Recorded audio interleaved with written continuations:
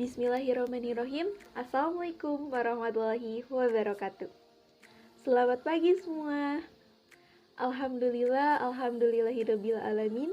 Wabihi nasta'in walau umuri dunya wadin wa ala alihi washabbihi azmain. Amma ba'du. Rabbi shrahli sadri wa yassirli amri wahlul 'uqdatam min lisani yafqahu qauli.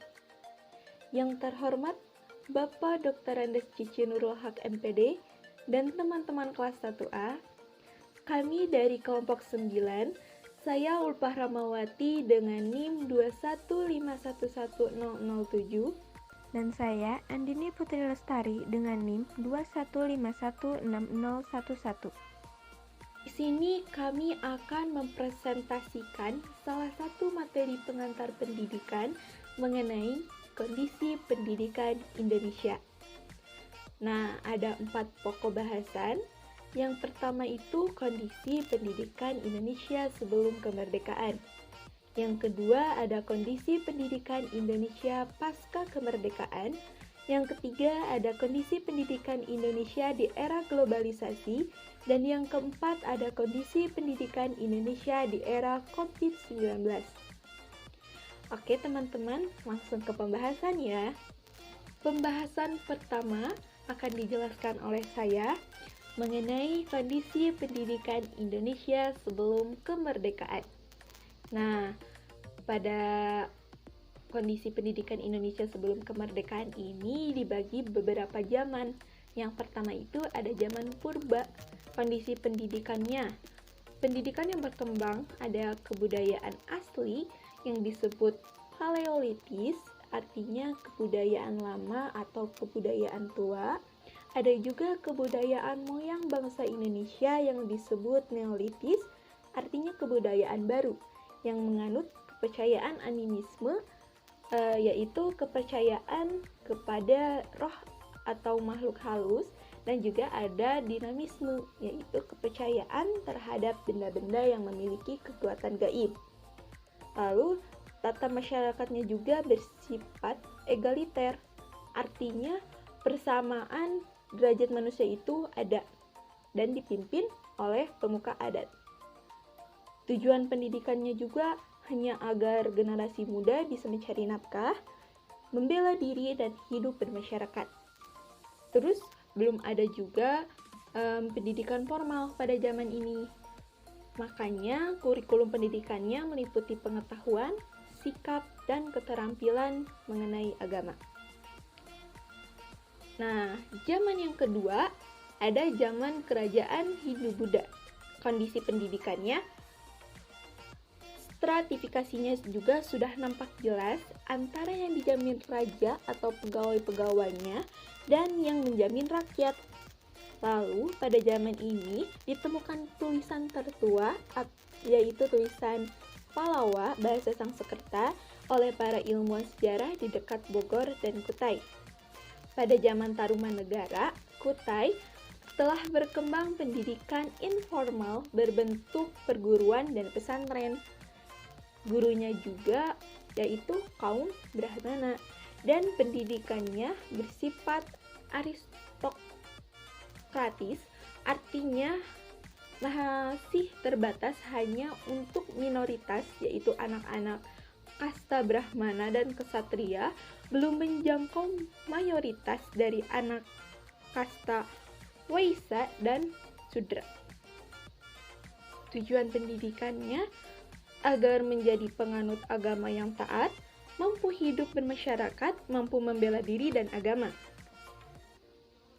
Zaman yang ketiga yaitu zaman kerajaan Islam. Pada zaman ini tentunya pendidikannya juga bertujuan untuk menghasilkan manusia yang bertakwa kepada Allah Subhanahu wa Ta'ala.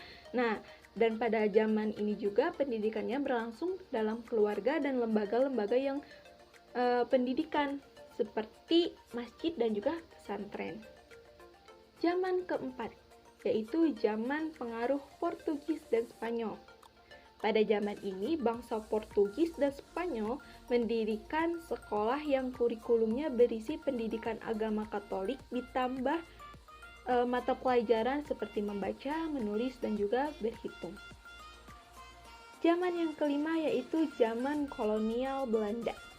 Pada zaman ini ada pendidikan yang dilaksanakan oleh pemerintah kolonial Belanda untuk kepentingan penjajahan, ada juga yang dilaksanakan oleh kaum pergerakan sebagai sarana perjuangan demi mencapai kemerdekaan. Ciri-ciri pendidikan pada zaman kolonial Belanda seperti minimnya partisipasi rakyat hanya untuk bangsa Belanda dan putra golongan priai, dan juga tujuan pendidikannya hanya untuk menghasilkan tenaga kerja murah atau pegawai rendahan. Nah, zaman yang keenam, zaman yang terakhir pada kondisi pendidikan Indonesia sebelum kemerdekaan ini, ada zaman kedudukan Jepang, di mana pada zaman ini bangsa Indonesia itu sedang berada pada kekuasaan pendidikan militerisme yang tujuan dan isi pendidikannya itu diarahkan demi kepentingan perang Asia Timur Raya. Terus juga terdapat jenjang pendidikan, sekolah misalnya sekolah rakyat, sekolah menengah, sekolah menengah tinggi, dan perguruan tinggi. Sistem pendidikannya juga merakyat. Untuk pokok bahasan yang kedua dan yang ketiga akan dijelaskan oleh Andini Putri Lestari. Selanjutnya, kita akan membahas mengenai poin 2, yaitu kondisi pendidikan Indonesia pasca kemerdekaan. Fokus utama pendidikan nasional ketika Indonesia lepas dari penjajahan, yaitu untuk mencerdaskan dan meningkatkan kualitas serta kemampuan bangsa. Tujuan sebenarnya dari pendidikan zaman kemerdekaan adalah untuk mengisi tata kehidupan dan pembangunan. Pendidikan pada masa kemerdekaan, walaupun dalam keadaan sulit, tetapi tetap mampu menghasilkan produk hukum tentang pendidikan, yaitu Undang-Undang Pendidikan Nomor 4 Tahun 1950. Muhammad Yamin adalah Menteri Pendidikan, Pengajaran, dan Kebudayaan pada masa itu yang memberikan penerangan bahwa posisi pendidikan sebagai landasan pembangunan masyarakat Indonesia secara nasional. Artinya, pendidikan harus mengangkat tata nilai sosial yang menjadi identitas bangsa dengan corak budaya, tradisi, bahasa, agama, ras dan sukunya yang beragam untuk menggantikan sistem pendidikan warisan kolonial. Secara garis besar, pendidikan nasional adalah bentuk reaksi atas sistem pendidikan yang bersifat deskriptif dan elitis. Oleh karenanya, tujuan pendidikan nasional adalah membentuk masyarakat yang demokratis. Pada zaman kemerdekaan, kondisi sosial politik sangatlah tidak stabil.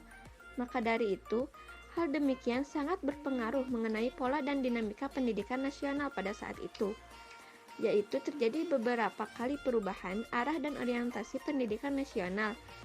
Contohnya pada tanggal 1 Maret 1946, tujuan pendidikan berorientasi pada usaha menanamkan jiwa patriotisme dan lebih jauh dimaksudkan untuk menghasilkan patriot-patriot bangsa yang rela berkorban untuk bangsa dan negaranya.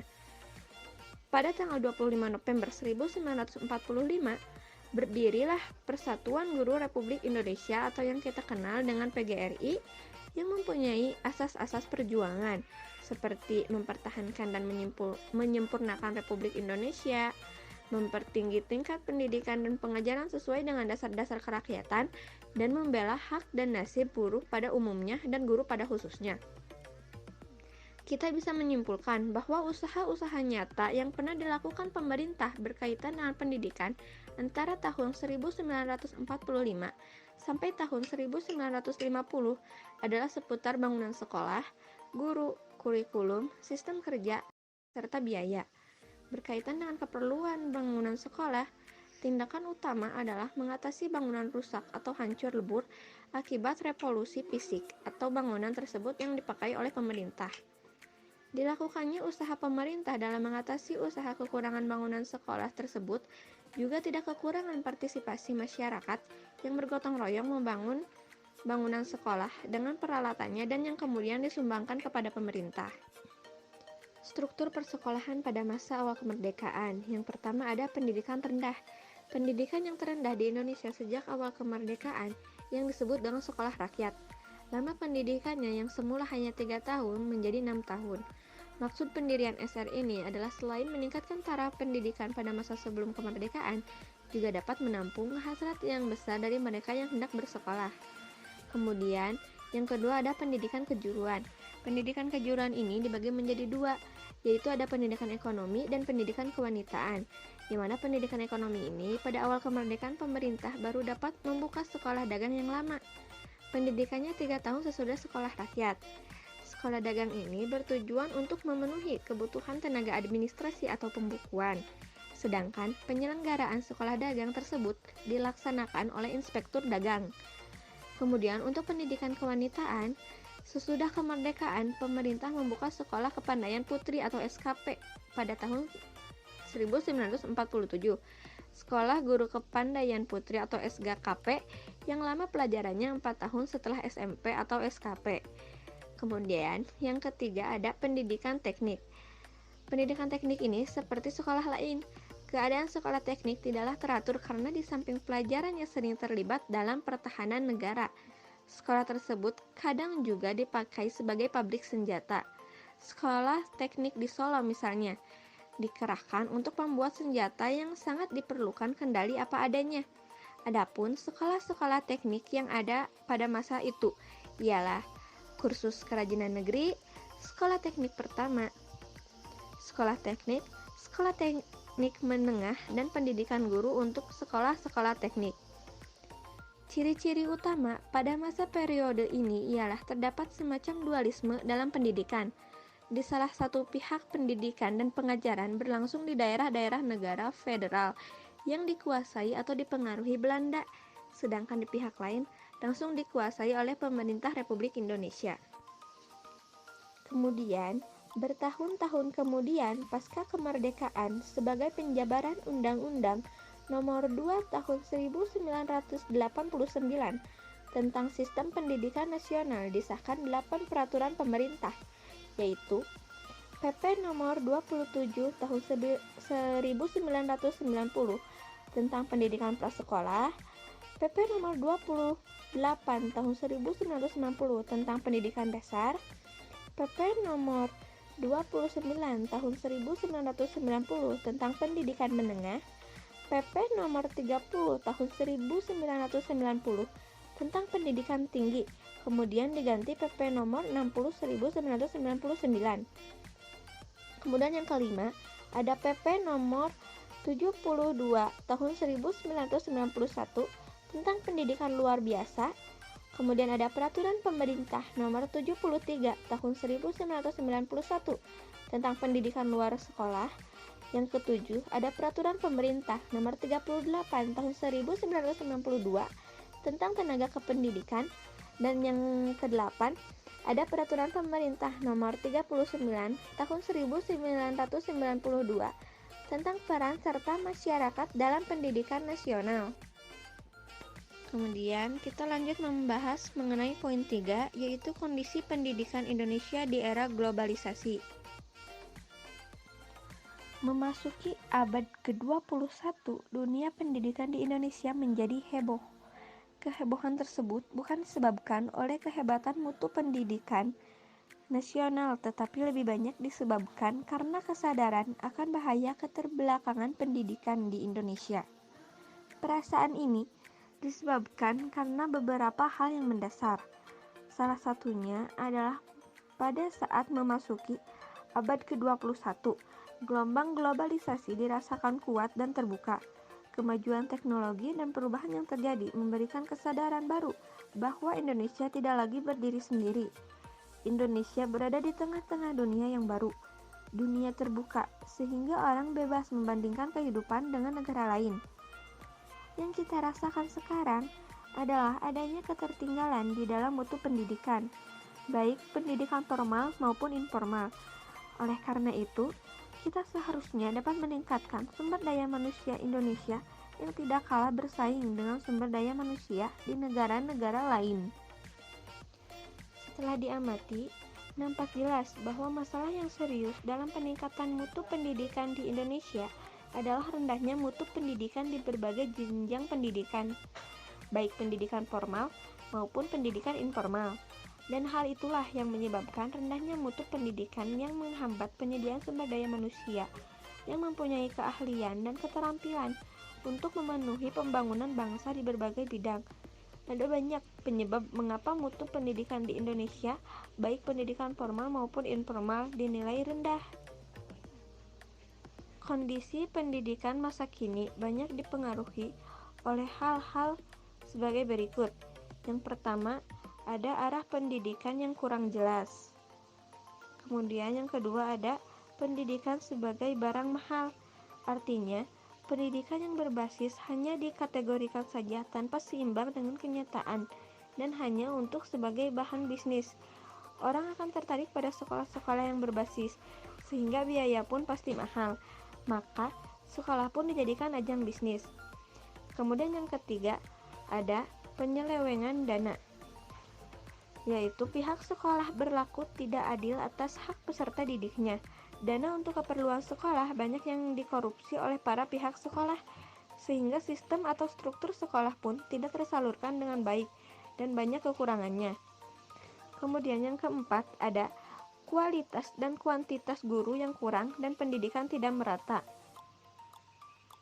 Kualitas dan kuantitas guru yang kurang yaitu guru yang kurang profesional dalam mengemban pengajarannya dan tidak sesuai dengan sistem pemberian pembelajaran.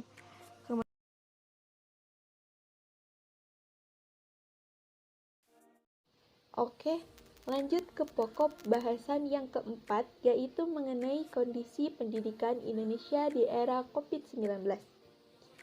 Kondisi pendidikan Indonesia saat ini telah mengalami banyak ketidakstabilan, seperti misalnya banyak anak yang putus sekolah. Pendidikan di Indonesia itu telah menggambarkan atau mengalami penurunan capaian pembelajaran yang signifikan akibat kegiatan pembelajaran dari rumah salah satunya.